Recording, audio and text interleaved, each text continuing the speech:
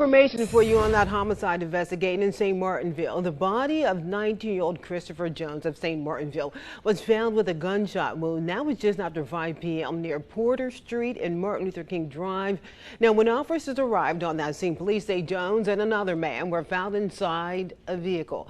The second person was transported to the hospital with severe injuries. Now, anyone with information is being asked to contact the St. Martinville Police Department.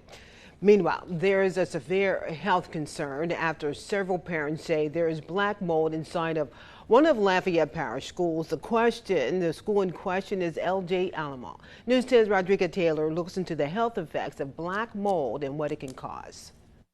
According to health experts, black mold does not affect everyone in the same way, but those with allergies may experience symptoms such as congestion, respiratory problems, and in some cases, an infection may occur. News 10 reached out to the Lafayette Parish School System and received this statement from their spokesperson saying, quote, "It was reported to the district that water damage was found in a vacant classroom on L.J. Alamon's campus. According to the Centers for Disease Control and Prevention, the most common types of health problems related to mold, if a person has allergies, the typical symptoms include sneezing, irritation in the nose, mouth, runny nose, or red, itchy, or watery eyes. Some people believe black mold is dangerous because it releases mycotoxins. However, experts say just because mold is present doesn't mean it is producing these toxins. Also, it does not produce them in all environmental conditions. The CDC says there are very few reports of unique or rare health conditions resulting from mold. There are steps to ensure safety. One way is to report immediately to the person responsible for building maintenance. Also, see a doctor for proper diagnosis and treatment and see if whether one should medically restrict from the affected area. LPSS spokesperson Amanda Blanco says the maintenance department is investigating the report and working with an environmental consultant to treat the area and ensure the campus remains a safe environment for the community. In Lafayette, Rodriguez Taylor, KLFY News 10. Then the family of Ella Goody says they're glad to see some movement in the investigation. This after the case was turned over to the Calcasieu District Attorney's Office earlier this week. Now, Goody was a rideshare driver from Scott who went missing in March of last year. She was last known to be giving a ride to Brandon Francisco, who is the only person of interest in the case. News 10 has been following the story of the LSUE basketball player Everett Jackson, who went missing in Idaho last year. Now, Jackson's sister wants to know why there are no answers still as to what led to her brother's death almost 9 months later. Jackson went missing in June after falling into a river while on a trip in Idaho. Now, his body was found later that week 2 miles downstream. Jackson's sister Megan says there are questions that needs to be answered and beginning to be formed from the stories from witness all sound a little bit different to her. Now, Megan hopes law enforcement investigators continue to look at the case and interview witnesses from the scene so her family can finally get closure and knowing what happened to her son. Having to live, with losing a child is already the worst thing, you can possibly go through.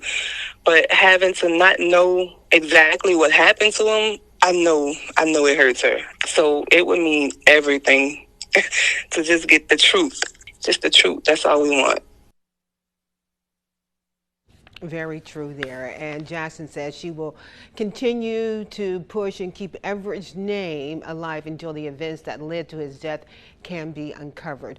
Well, with the increasing number of missing children cases across the state, the Attorney General Jeff Landry has come up with ways to stay ahead of the search.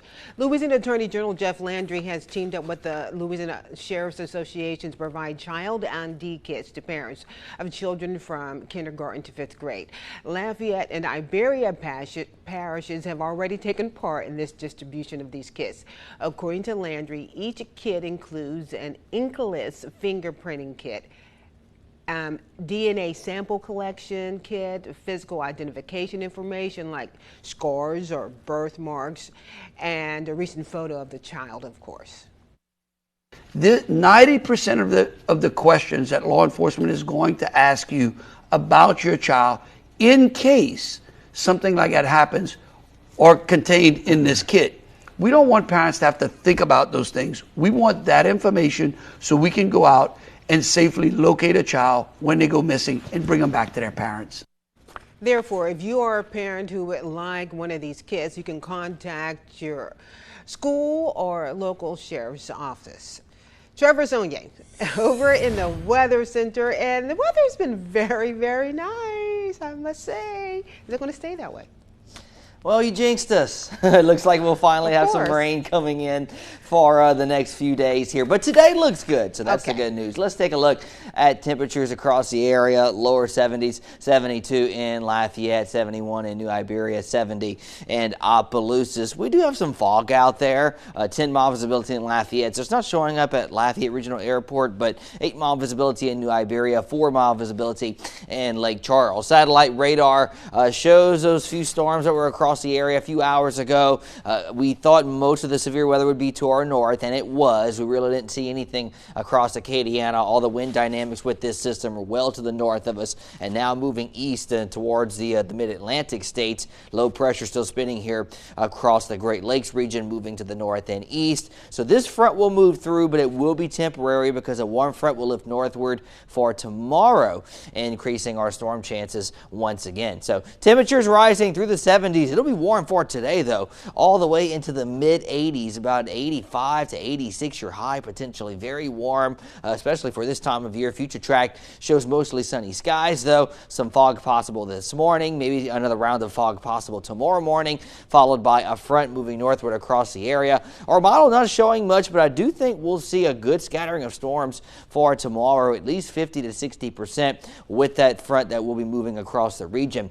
Now, temperatures in the 70s for this morning, but warming up into the mid-80s later on today, falling back into the 60s for tonight. You can easily pick out where that front is. 50s to the north, 60s, maybe even 70s to the south, and that warm air surges northward for tomorrow, and we're right back in the lower 80s. The reason why we're a little cooler for tomorrow is because of all the cloud cover and the rainfall. A west to northwest wind today, 5 to 10 miles per hour, but notice these south winds coming in for the day tomorrow at about 10 to 20 miles per hour. So on top of the cloud cover and the rainfall, we could see south winds pretty gusty for tomorrow afternoon as well. So here's the upper level pattern. We have this very broad trough that will be sitting across the U.S. for the next few days, and this front will come in and have nowhere to go because it has a west to east flow aloft, so it'll just sit right overhead. It can't move north or south like it should, so it just sits here through Monday through Tuesday,